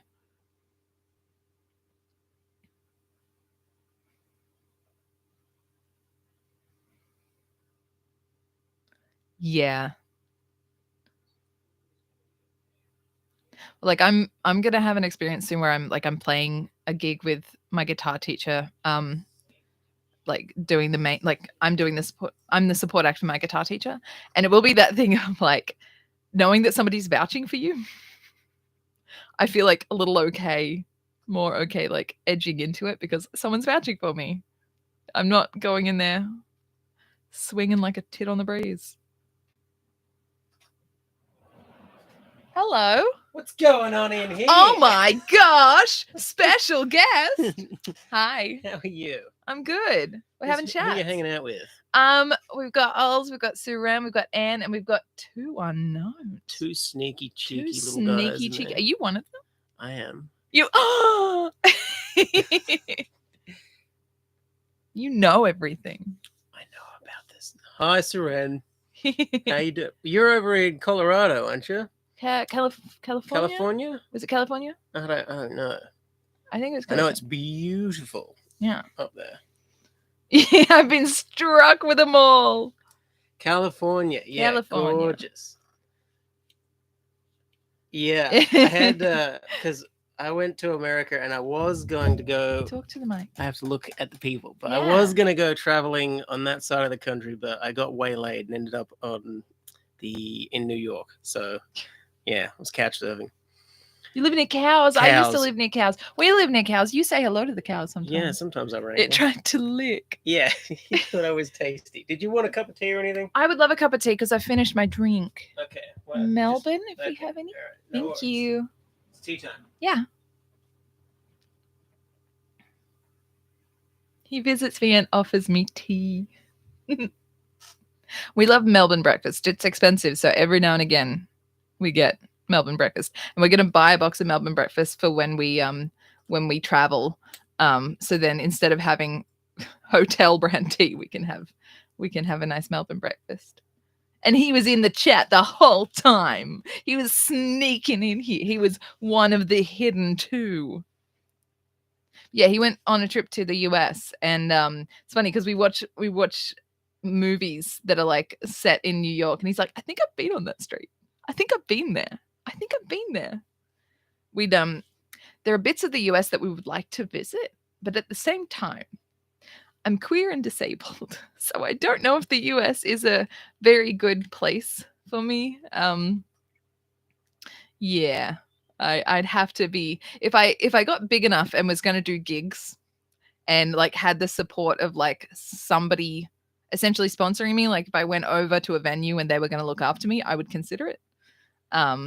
But yeah, I don't know how I'd go if I like got sick over there or something like that. It's just a lot of question marks there, but yeah, maybe one day it would be nice because we've talked about like some nice places that are over there, and yeah, I'd really love to go to Maine. I'd really love to go to New England. Like I've been dreaming of going to New England since I was a kid watching Murder, She Wrote, which is set in Maine. It's absolutely beautiful, and I'd really love to go there. So that would be a dream. That would be an absolute dream.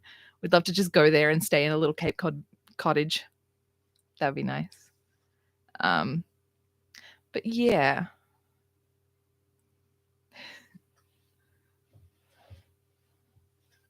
I'm getting a tea. I don't even need to get up. Our love language is tea.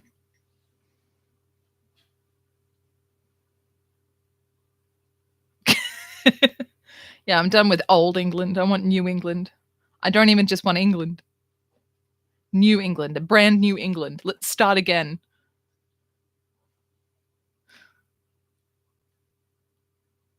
I haven't tried boba tea. That's the one with the little nodules in it, isn't it?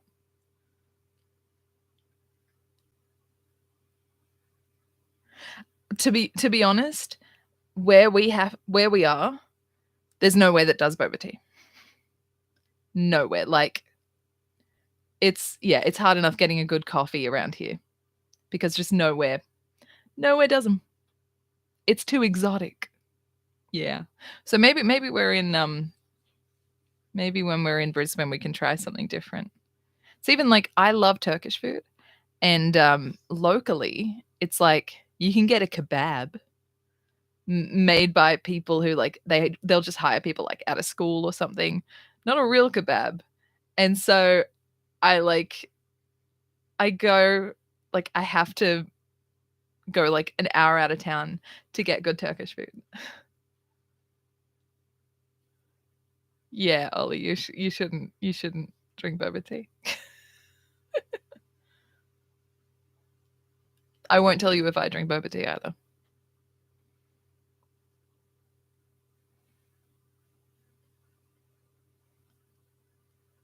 Yeah, like it sounds very interesting. I don't know how I'd go texture-wise, because then I'd be like, do I eat it or do I drink it? What is this? Is it a food or a drink? Decide. Even when I started like eating more yogurt, and I'm like, is this a food or a very thick drink? What are you? What are you, yogurt? What are you meant to be? What are you trying to be? What do you want me to think you are? What are you, yogurt? Yeah. Sometimes with food, I'm like, who did that? Who did that first? We watch the Great British Bake Off, and there are certain things where, like, to make this cake, there are 70 steps. Like, who did that?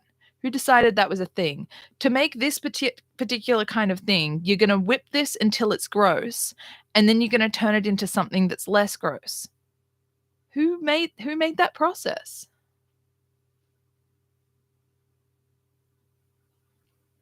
Yeah, like I ate custard during my like getting all my wisdom teeth out journey, but then I never really got into like yogurt and Greek yogurt in particular, even though I know it's good for me, even though I know it's good for my gut.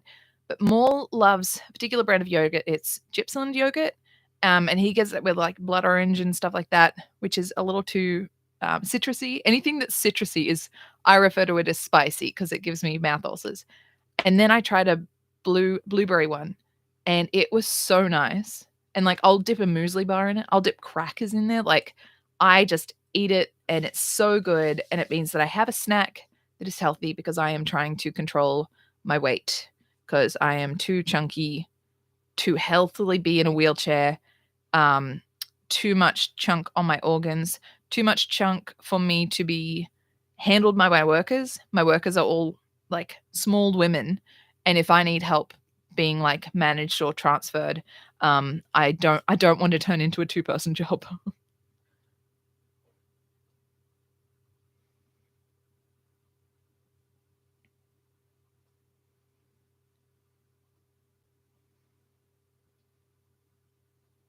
I've actually started baking more alternative foods. So like we've got a kid in our Warhammer group who he's on and off keto diet.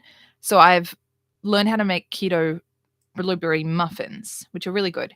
And then because like I want to go less sugar and less carbs, I just make them for myself because they're nice. But I recently made some cookies that were dairy free because they have coconut oil in them. And they were also really nice. So I want to get to the point where it's egg free, so it's vegan as well. But just being like dairy free, gluten free, and sugar free is a pretty good way of doing it. They do have some choc chips in it though.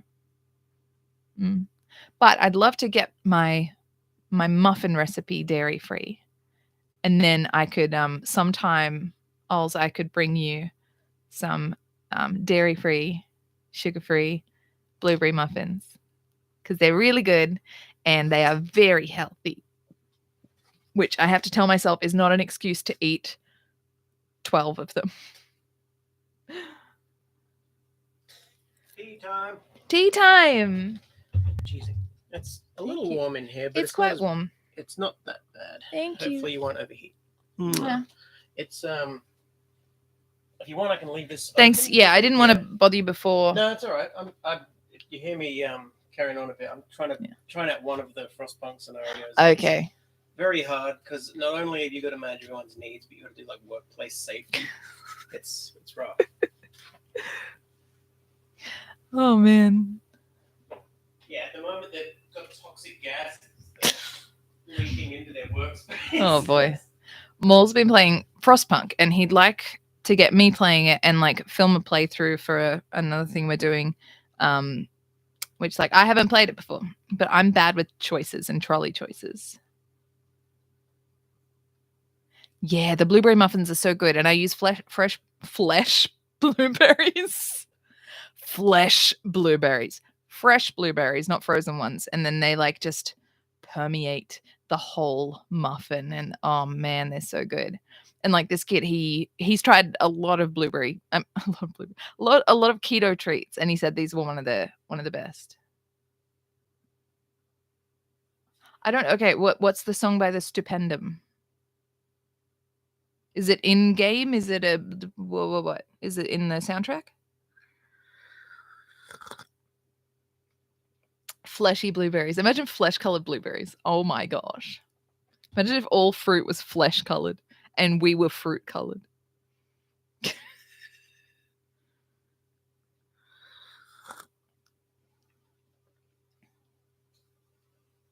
Okay. I really need to pee. Now that I've started drinking another drink, I really need to pee. It's my galah mug.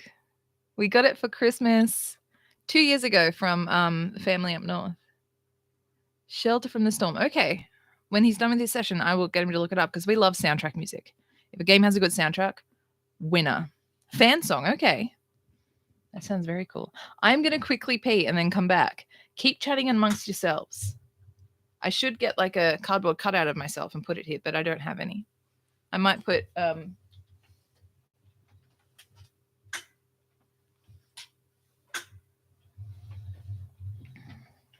can I hold him? How can I have no way of putting him there. Wait.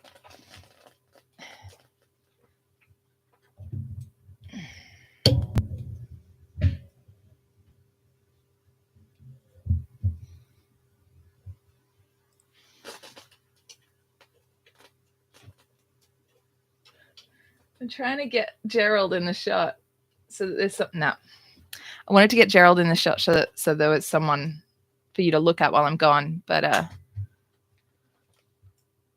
all right,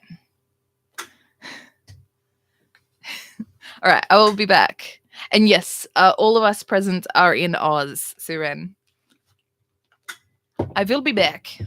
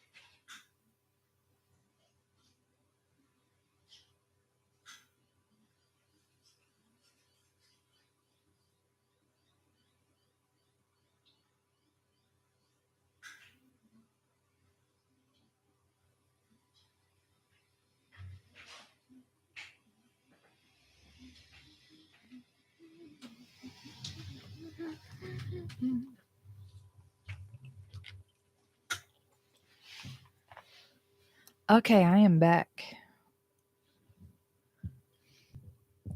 I'll do justice for Gerald so he can still be here.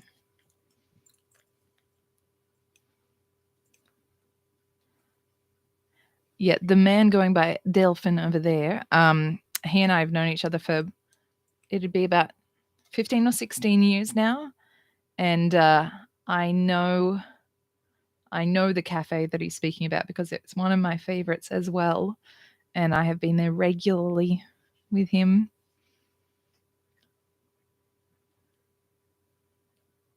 Are you okay, Oz? If you're at the good place drinking tea, so hopefully you're coping okay.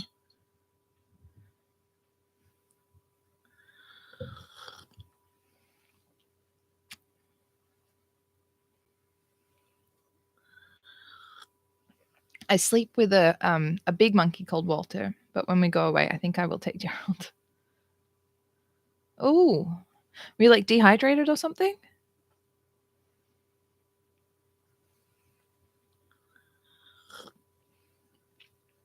Gerald, a sip.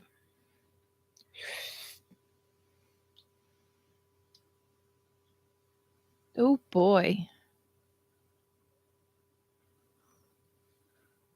That sounds really terrifying.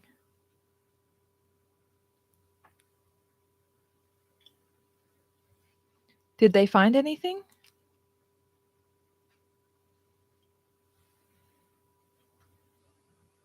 Okay, yeah. Low blood sugar will like knock you straight out. And especially like if you've emptied your stomach and haven't felt well enough to like refill it and get your blood sugar back up to where it should be. Yeah. I'm sorry. But you're at the best place for recovery. The place where Ollie is at, they do one of the best creamy chicken pastas in the world.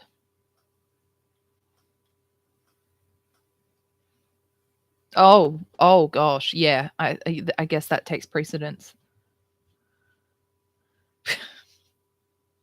It's always bad when you're like, I really need help. I think I'm pretty bad, and then someone comes on like with just all their limbs chopped off, and you're like, oh, I guess I just went down the list.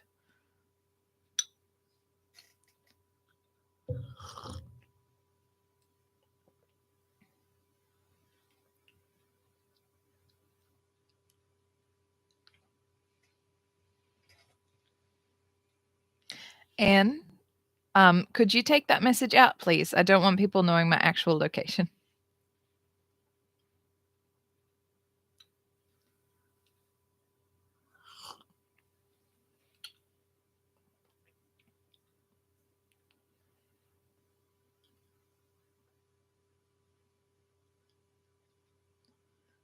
We can talk vaguely about things, but I don't want. I'm trying not to say my actual literal location, particularly because my town is quite small. So, yeah.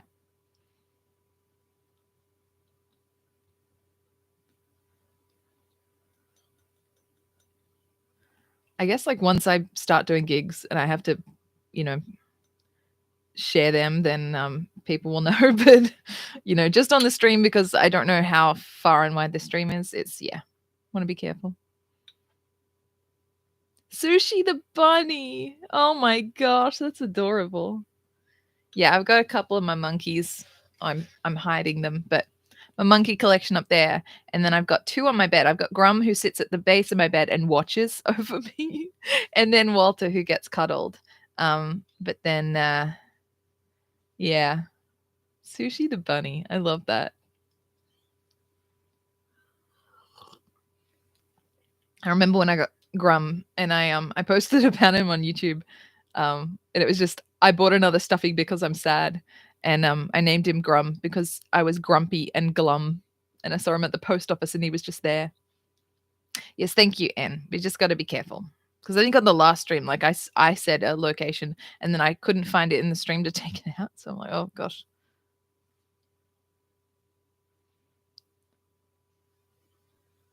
Yeah. Well, like in bed sometimes Walter will end up on Maul's side. I'm like, give me back my boyfriend. He's like, no. He's mine.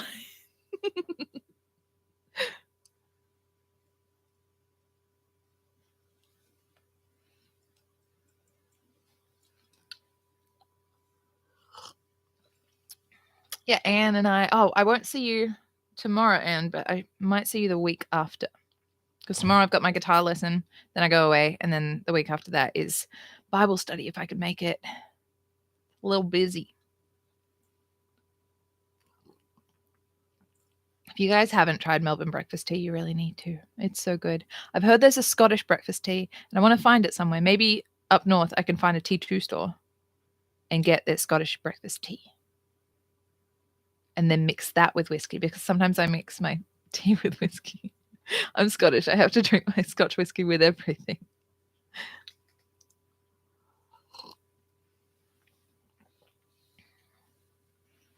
He's like a toddler because he has his funny little chunky belly. He's just a little sweet boy.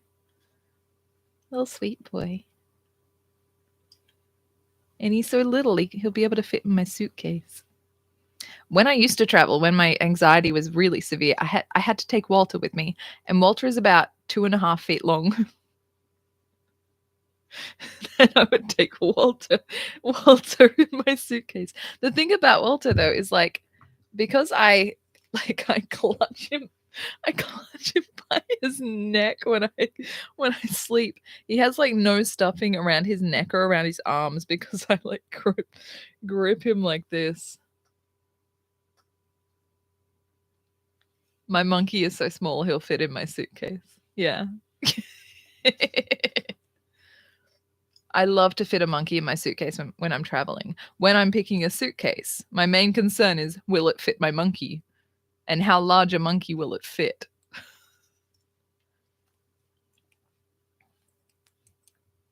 There we go. He can just sit on my shelf. My shelf is for my dog and for collecting food that falls from my mouth when I eat because I'm clumsy and messy, and for holding a monkey. It's a very multi-purpose shelf. See, no hands.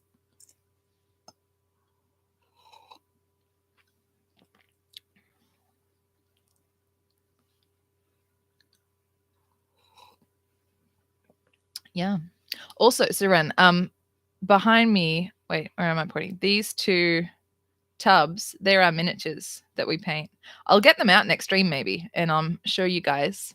But yeah, those are our miniatures. How many monkeys can comfortably fit in the vehicle? Yeah, okay, so it looks good. So like on average, how many monkeys do fit in there, including the boot? Yeah, I just want to get an idea, just rough count. How many monkeys, average sized monkeys, would you say? Any feedback from other people on their monkeys not being able to fit in the vehicle? Comfortably fit in the vehicle. I don't want them squished up. But yeah, like we've got miniatures there, and then stuff for miniatures and boxes of miniatures we still need to pack and make, and then more stuff of miniatures that we still need to make. Yeah, that'd be fun. I can get them out and show them off. I might have to like rig up my second camera. I can use my phone, I think, as a second camera, so I can have that on my desk and get some close-ups rather than just holding them there. Maybe we'll figure something out. But yeah, I could show off my minis. I think that would be fun, because we worked hard on them.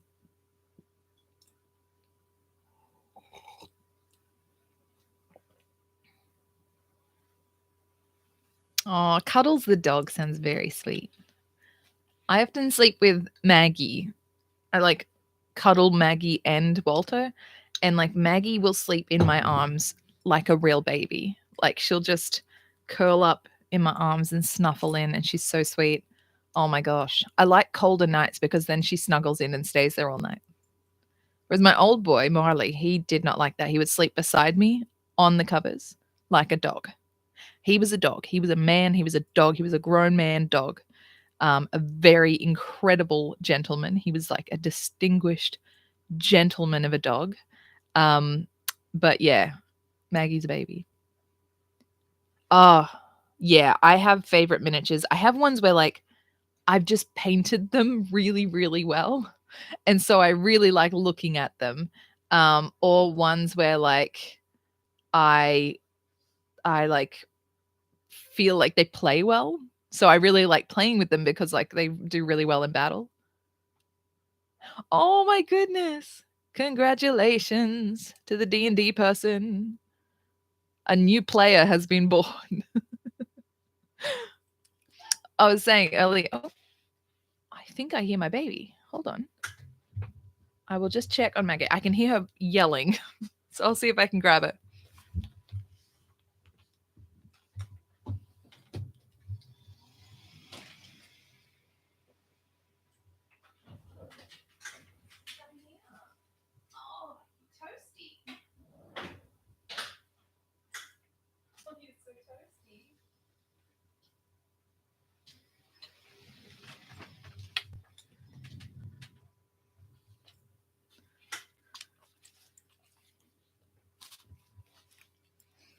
She is so toasty. She's been out in the sun.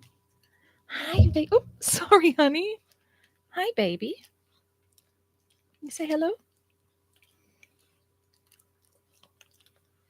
Hi.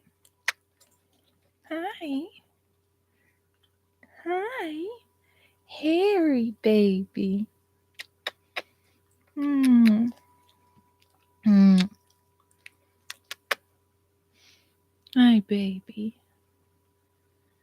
Oh, my little one. I get the full baby experience with Maggie. Yeah. Hey, sweet pea. Hi. She's a sweetie. She's so sweet. I remember, like, I used to see pictures of dogs on Instagram and stuff and online, and I'd be like, I bet they're posed. I bet they're made to look so cute. And then I got her. I'm like, oh wow, she just really is that cute. She does all those cute things. I don't ask her to do those things. She just does them. She's just naturally that adorable. Hey, you comfy? Oh, you good girl? Yeah. Yeah. Absolute marshmallow. Maggie Marshmallow. She's also very dumb. She's the dumbest dog around, and that makes her even more special. Hey. Okay. Too hot for hugs. Okay. All right. There we go. Oh yeah, D&D. We had a group, like a couple of people in our Warhammer group who also play D&D, and they were inducting some more people into their little group, and they had a group going in a side room of the church hall where we run it, and then like we had been thinking about going around to this friend's shed afterwards. Maul and I were like, we're too tired, we just want to go home, but somebody else offered to drive them, so I had to like go in there and stick my head in and be like, hi guys, just wanted to check, did you guys want to go over there and get a lift home? And I felt like a mum. I felt like a mum going, they were all like sitting on couches, and I'm like, hi guys, how are things going? So is somebody getting a lift home? Oh man.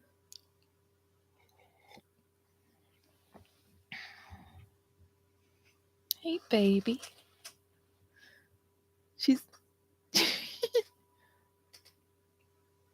Oh, thank you. I have rings on every finger. I love wearing rings. At all times I'm wearing my little Celtic woven ring, whoop, my signet ring, which I share with my mother, and my clan ring for my Wallace clan. And then when I go out, I add extras. When I play guitar, I can't wear rings on my left hand, so I just fill up my right hand. But yeah, I have three in particular. This skull one I wear almost all the time when I go out. This one that's kind of like a shield, and then this one, this one that is a an eagle riding a motorcycle. When I saw it, I thought, that's an eagle riding a motorcycle. I need to buy this ring because I've never seen a ring that is an eagle riding a motorcycle.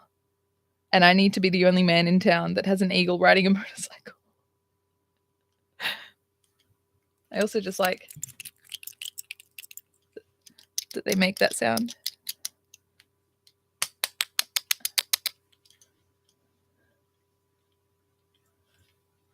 That one, I'll show you. Oh,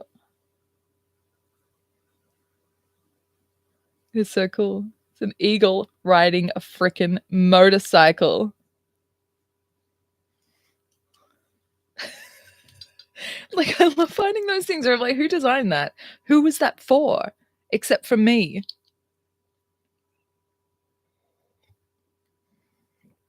I'm a guy who listens to jazz, sings out of a galah mug, and wears a ring of an eagle riding a motorcycle.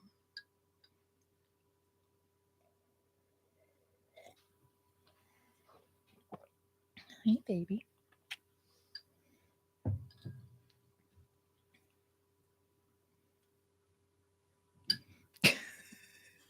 She doesn't care. She doesn't know.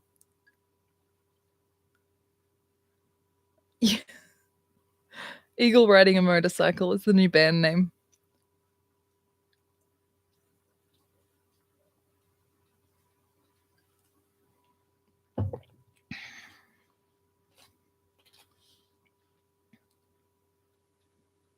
Yeah. It's just my little cuteness stack. That's all right. It's just a monkey on a puppy.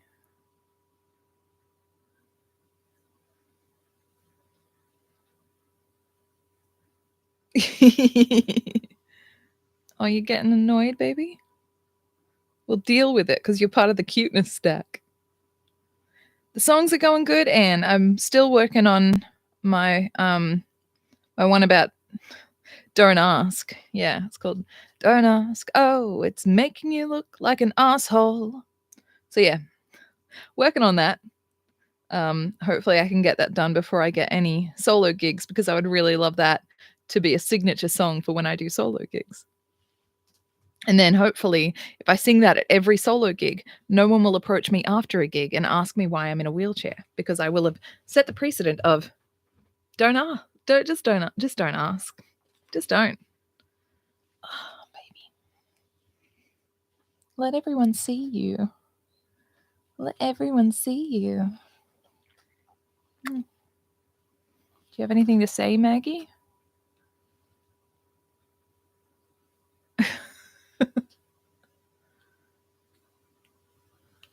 Oh, honey. Okay. We might finish up the stream soon because yeah. Well, like I want to start, like I always sort of workshop different things. And the next time somebody asks me, I'll say like, "Oh, I was in a crash with my unicorn. It was really fun, really magical. Thank you so much for bringing it up, because I was at risk of going all day without remembering those wonderful happy memories. But thanks to you, it's all coming flooding back. Thanks. It was a good time. Thanks." But yeah, I have multiple lines where it's like, "Why are you in the chair?" I say, "Oh, I don't really want to talk about my medical history right now, but I can call my doctor and get her to call you. If you really want to know, she can talk you through everything. If you really want to know." But my thing now is I'm just gonna like tell them that it's rude to ask me, say that it's very weird to ask a stranger about their trauma and their medical history, and then I'll give them a card that directs them to my YouTube channel. If you really want to know, wade through 5 years of videos and find the information you seek. But yeah, I might finish up the stream because I've been on here for 2 hours. And this little one, it's nearly time for her dinner. It's time for dinner. Dinner. You don't want to be on camera? Yep.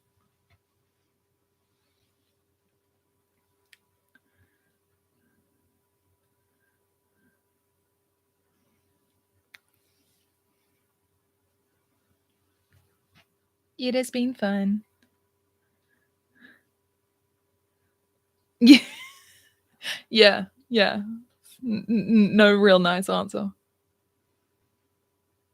But yeah, like I think the bridge that is coming along for this song that just really encapsulates for people, like the answer why you don't ask. It's, "There's no nice way for me to answer the question of why I can no longer walk. So I'm kind of confused by how the hell you could think that this could make for some pleasant small talk." Really? It's not really good small talk, you know? It's not really uplifting. Michael, you're just getting in here in the last minute. Oh, thank you so much, Els. Yeah. I appreciate it. It's been fun. No, all good. Kids come first.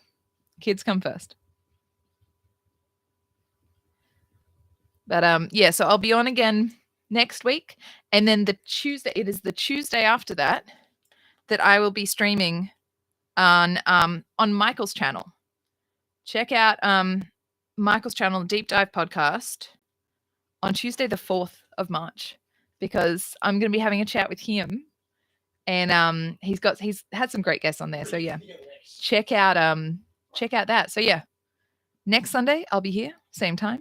And then, is it 2 p.m., Michael, on your channel? Is it 2 p.m. Queensland time or New South Wales time for ours?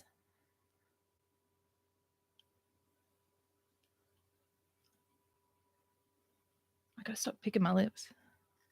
A terrible habit.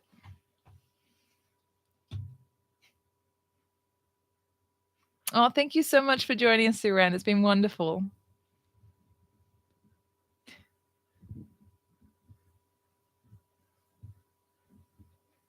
Well, I'll mention it again on Sunday when it's closer and people can like really make sure that they're there.